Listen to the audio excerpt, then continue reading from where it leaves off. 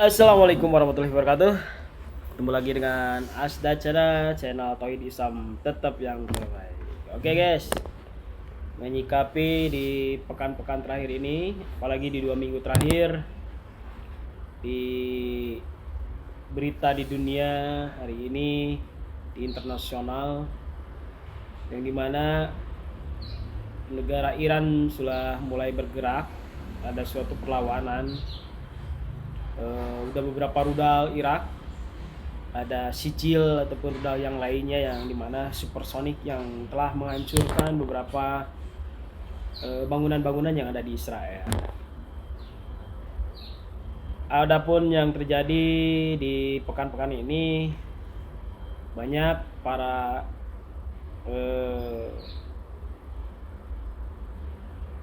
orang-orang ataupun orang-orang yang menganalisi terjadinya serangan ataupun pertempuran Iran dengan Israel itu sendiri, yang dimana kita sudah melihat dengan real dan nyata bahwa bangunan-bangunan yang ada di Israel telah hancur, terkhusus di kota Tel Aviv ya. Adapun di Iran itu sendiri ada beberapa orang yang telah meninggal, dan sekaligus beberapa petinggi Iran pun ada yang mati, ada yang meninggal terkena serangan daripada kapal tempur daripada Israel sendiri. Nah, menyikapi daripada itu, bahwa banyak analisa orang-orang, adapun yang sekelas ahli dalam bidang militer, politik, ataupun sekalipun dari ahli-ahli agama juga, para ustadz yang telah menyikapi dalam kondisi serangan Iran terhadap Israel itu sendiri. Di luar daripada analisa ataupun perkiraan daripada para ulama yang ataupun para ustadz yang menerangkan bahwa serangan Iran kepada Israel itu sendiri entah skenario ataupun apa, padahal telah bukti real di dalam media-media sosial ataupun media-media televisi juga sudah jelas ada beberapa bangunan ataupun kota-kota yang ada di Israel itu telah hancur oleh rudal-rudal Iran. Sudah nyata bukti. Apapun ada yang menerangkan ataupun yang menganalisa bahwa itu adalah sebagai skenario ataupun apa, ataupun yang disebut dengan trik daripada Iran dan Israel itu sendiri, itu di luar daripada prediksi, karena ada beberapa ustadz ataupun yang menyikapi karena Iran itu Syiah dan yang lainnya. Oke, para ustadz, saya terima kasih dengan analisanya dan lain-lain. Mungkin zaman dulu sebelum Islam di tanah Jazirah Arab itu sendiri berdiri ataupun besar, bangkit, ada suatu tanah di Jazirah Arab itu ada yang disebut dengan kota Mekah, yang dimana kota Mekah itu ada suatu bangunan yang sangat sakral peninggalan para nabi, yaitu yang disebut dengan Ka'bah. Itu kurang dilirik oleh negara-negara besar seperti Persia dan Romawi pada waktu itu. Jadi pada waktu zaman itu, ketika Nabi Muhammad sebelum lahir ataupun masih kecil, itu negara yang paling terbesar di bumi itu, di alam dunia itu adalah Persia dan Romawi, sehingga mereka itu sering terjadi peperangan ataupun perebutan kekuasaan wilayah. Mungkin pada hari ini Romawi itu di wilayah barat dan Persia itu ada di wilayah timur, yang dimana Iran pada posisi ini titiknya itu di Iran, Irak, Suriah, daerah sana lah ya, Persia itu. Nah, itu negara Arab ataupun Mekah pada waktu itu tidak diperhitungkan oleh orang-orang Persia dan orang-orang Romawi, bahwa di mana kejayaan di bumi, di alam dunia pada waktu itu akan muncul di tanah yang di lembah, di suatu lembah tanah kota yang tidak diperhitungkan, itu di Mekah, di Jazirah Arab yang disebut dengan di Arab Saudi. Nah, Iwan billahi, begitu dahsyatnya ataupun pertempuran pada waktu itu antara bukan Persia dengan Romawi itu sering, dan wilayah Arab itu karena adanya di tengah-tengah Mekah itu, maka hanya sebagai melintas saja. Kita harus paham bahwa semuanya skenario itu Allah telah tulis di Lauh Mahfuz, Allah telah tentukan, Allah telah tetapkan. Kalau di dalam Al-Quran itu inna fatahna laka fatham mubin, bahwa kemenangan itu Allah yang berikan. Adapun manusia itu ikhtiar dan berjuang dalam merebut daripada kemenangan itu sendiri. Rahimahullah sahabat Asda. Jadi maksudnya ada dua kekuatan besar bertempur, tapi ternyata kemenangan itu Allah berikan kepada suatu kota kecil yang disebut Mekah, yang dimana sekaligus di sana itu diutus seorang nabi, yaitu Nabi Muhammad SAW. Bukan nabinya para satu suku ataupun suatu kelompok, yang seperti hanya nabi-nabi terdahulu yang hanya diperuntukkan kepada satu kelompok saja, seperti Bani Israel, orang-orang Nasrani dan yang lainnya, terusus orang-orang Bani Israel, orang-orang Yahuda dan yang lainnya. Tapi Nabi Muhammad diturunkan, ditunjuk oleh Allah sebagai perwakilan Nabi itu bukan hanya untuk seluruh alam, rahmatan lil alamin, jadi untuk memberikan rahmat kebaikan kepada seluruh manusia yang ada di alam dunia ini. Dan Allah titipkan kepada beliau di tanah Mekah yang tidak diperhitungkan oleh Persia dan Romawi pada waktu itu. Ternyata kemenangan, kejayaan itu adanya itu di tanah yang sangat kecil, di lembah yang sangat kecil, di kota Mekah, di kota Madinah, yang dimana kekuatan muncul kemenangan itu sangat nyata. Karena sudah sunatullah bahwa kejayaan Islam itu seperti halnya ketetapan Allah itu perputarannya matahari, di mana matahari itu kadang-kadang ada malam, ada pagi, ada siang dan sore. Adapun disebut dengan risalah kemenangan ataupun ketetapan Allah ataupun yang disebut dengan risalah Allah itu, Islam itu sendiri kadang-kadang patrah, kadang-kadang bisa, kadang-kadang utuh. Patrah berarti kosong, kalau dilihat dalam matahari itu dalam kegelapan. Bitsah berarti bangkit. Bangkit itu berarti pagi hari ketika matahari mau muncul. Putuh berarti kemenangan, di mana matahari dalam tinggi-tingginya dan Islam dalam tinggi-tingginya. Yang dimana pernah diberikan kejayaan kepada Nabi Muhammad SAW oleh Allah Subhanahu Wa Taala dengan inna fatahna laka fatham mubin. Hampir 3/4 dunia Nabi Muhammad SAW itu bisa menguasai dunia, sampai pasukan Persia yang tadi sangat besar itu terkalahkan oleh pasukan Rasulullah.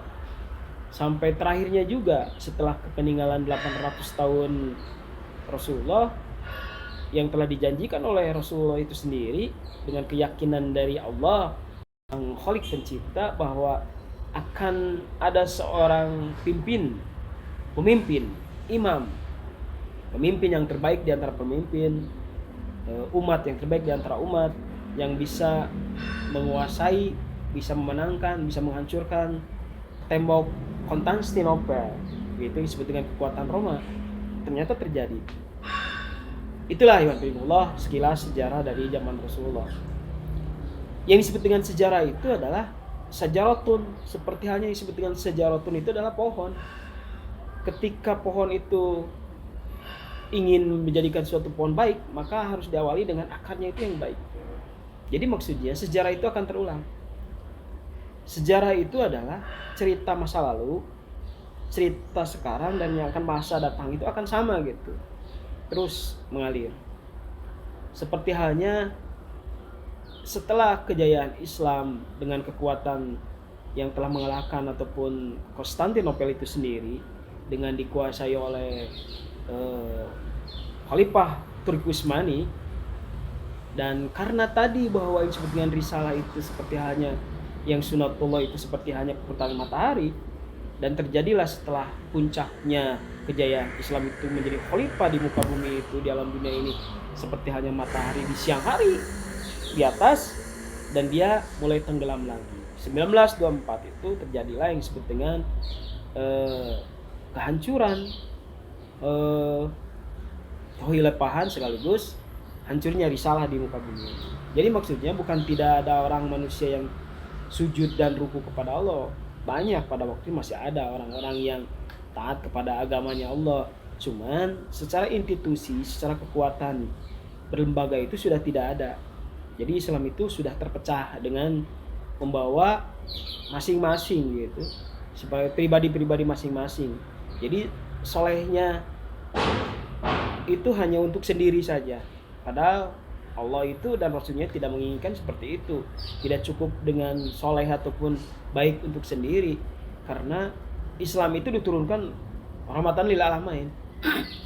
Akan terjadi rahmatan lil alamin bagaimana kalau hanya dijalankan Islam itu hanya untuk pribadi itu sendiri, tidak menjadikan institusi kekuatan. Makanya telah terjadi lagi mungkin secara revolusi dalam perjuangan setelah hancurnya 1924, terjadilah di alam dunia itu beberapa negara akan mulai bangkit lagi. Ada beberapa kerjasama untuk menyatukan kekuatan Islam itu menjadikan suatu baldah thayyibah, negara-negara yang baik itu menyatu. Seperti halnya di Mesir, ada yang disebut dengan bangkit Ikhwanul Muslimin, ada yang disebut dengan Pakistan, itu disebut dengan Hizbut Tahrirnya.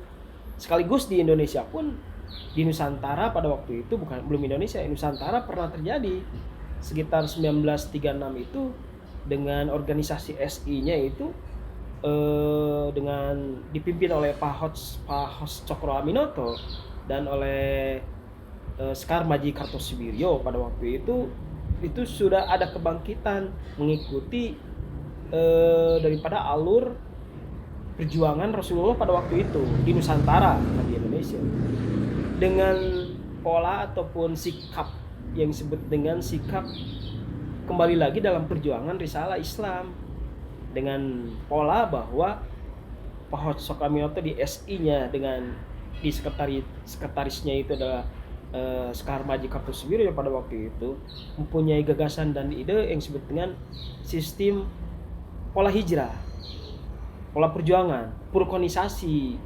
Jadi karena pada waktu itu dikuasai oleh Belanda dan pemerintahan di Nusantara itu Belanda, dan pribumi itu tidak ingin dijajah, maka sewajarnya lah ya, mungkin para pribumi itu ingin berjuang, dan ada yang mempunyai ide dengan kembali lagi dalam perjuangan, kembali lagi seperti hanya Rasulullah ingin memenangkan secara risalah itu sebagai kekuatan untuk berjuang dan akan memenangkan dalam perjuangan melawan penjajah itu sendiri. Oke, wan pilihkumullah, sahabat Asda dimanapun berada. Jadi maksudnya hari ini dengan melihat fenomena bahwa telah terjadi lagi, mungkin karena itu yang disebut dengan sunatullah, yang dimana kekuatan seperti hanya Persia dan Romawi itu terjadi lagi, yang dimana hari ini kekuatan Persia itu ada di wilayah kekuatan mungkin Iran, walaupun tidak seperti Persia dahulu wilayahnya, karena sekarang itu sudah kuat dalam keislamannya, sudah kuat jaya dengan Islamnya. Hari ini itu beda dengan zaman dahulu. Tapi wilayah Romawinya, wilayah baratnya mungkin masih hari ini mereka itu dalam kondisi kekafiran ya. Nah, musuh yang paling abadi ya dari dulu juga, karena punya pemahaman yang lain. Tak daripada menyikapi itu semua, karena wilayah Persianya udah dikuasai oleh Islam itu sendiri, seperti Iran, Suriah, Irak dan lainnya, ataupun di luar daripada pemahaman eh, pemahaman Furu'iyah, itu untuk hari ini mungkin ya, walaupun kita berbeda di kalangan terusus di wilayah-wilayah Timur Tengah yang lainnya ya, sekaligus dengan Arab Saudi itu kan pemahamannya itu beda, ataupun yang disebut dengan Furu'iyahnya beda dengan wilayah Persia ataupun Iran, Irak yang dulu itu dengan Arab Saudi ini. Nah, oke lah, ada beberapa ustadz ketika dalam kondisi pada hari ini serangan Iran kepada Israel itu adalah sebagai hal-hal apa namanya ya sandiwara atau apa, padahal telah kita tahu buktinya banyak beberapa bangunan-bangunan ataupun orang-orang yang telah cedera, meninggal dengan serangan daripada Iran, rudal Iran itu sendiri. Nah, maksudnya terutama maaf pada para ustadz ya, ada beberapa ustadz yang memberikan ataupun ya menafsirkan wah itu hanya permainan saja lah, ataupun padahal di belakang layar dia salam-salaman ya. Oke, untuk kondisi hari ini yang penting kita melihat saudara-saudara kita di Gaza, di Palestina, sudah real mereka itu telah digempur. Kalaupun para ustadz, ada beberapa ustadz yang menganalisa seperti itu, bahwa Iran itu adalah bermain sandiwara dengan Israel, bagaimana dengan proksi-proksinya? Karena proksinya itu seperti Hizbullah, seperti Hamas itu kan dimodali dan dibikin oleh Iran itu sendiri. Apakah sama itu adalah boneka-bonekanya? Apa sama itu hanya sandiwara saja? Padahal kita paham yang melawan dari mulai 7 Oktober itu sendiri adalah Hamas itu sendiri. Apakah sama? Nah, itu menjadikan pertanyaan. Ketika Hamas menggempur, ketika Hizbullah menggempur, ketika yang lainnya proksi Iran itu sedang menggempur, kok para ustadz yang kemarin itu tidak berkomentar bahwa itu adalah sesuatu sandiwara ataupun. Makanya yang paling penting hari ini coba kita lihat saudara-saudara kita di Gaza, siapapun yang pada hari ini mempunyai pemahaman, mempunyai furu yang berbeda dengan kita, yang sedang betul-betul melihat menggempur musuh daripada Palestina dan Gaza itu sendiri, ya kita dukung.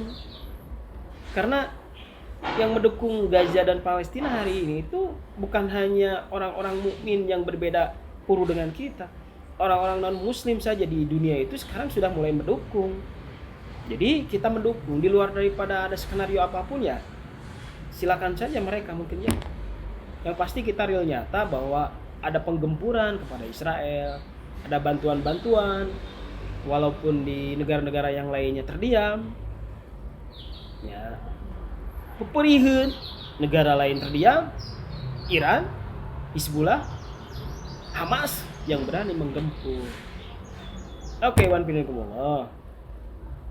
Jadi analisa mungkin analisa kita itu jangan sampai kita membuat kisru di umat Islam seluruhnya. Karena hari ini itu yang membantu daripada perjuangan Gaza dan Palestina itu semuanya itu hari ini tidak melihat agama, tidak melihat keyakinan, sudah tidak melihat lagi furu'iyah, tapi datang daripada nurani itu sendiri. Oke, itulah tadi dalam sejarah seperti itu. Dan kembali lagi kepada sejarah zaman Rasulullah, Persia dan Romawi itu sendiri, yang dimana negara Arab salah satunya lembah Mekah yang tidak diperhitungkan, ternyata kejayaan itu muncul di sana. Dan Rasulullah pernah mengamanatkan dan memesankan pesan kepada kita semua yang masih ada pada hari di zaman akhir.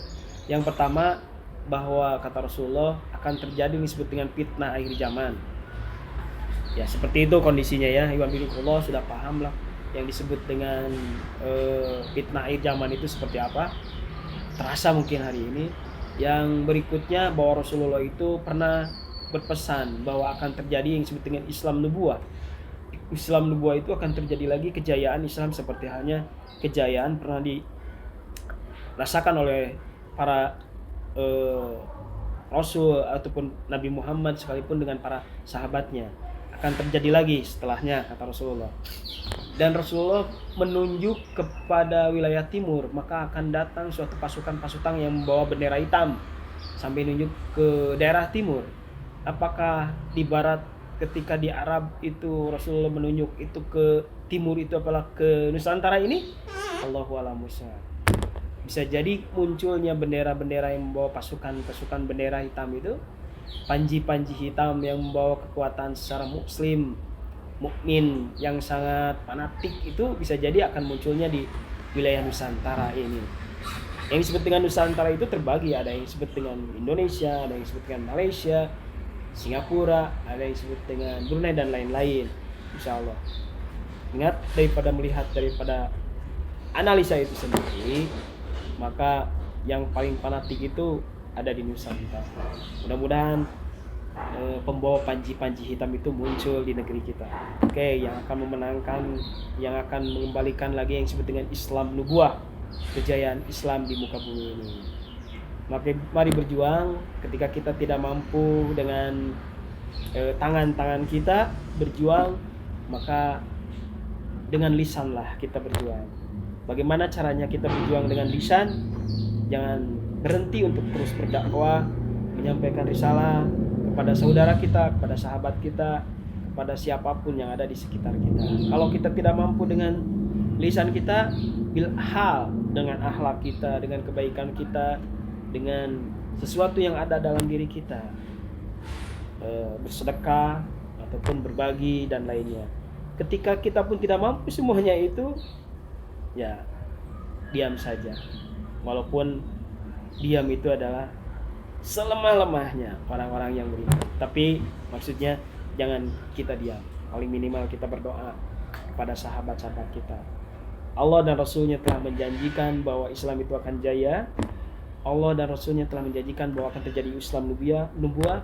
Dan Allah dan Rasul telah menunjuk ke wilayah timur akan muncul yang disebut dengan kejayaan Islam itu. Kita saksikan semua. Jangan sampai kita berhenti berdakwah, karena dengan dakwah Islam itu akan menang.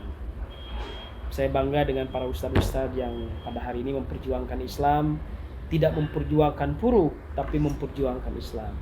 Perbedaan dalam puru itu jangan dijadikan perselisihan, tapi itu hanya sebagai warna dalam pendapat ketika menjalankan ubudiyah ataupun beribadah.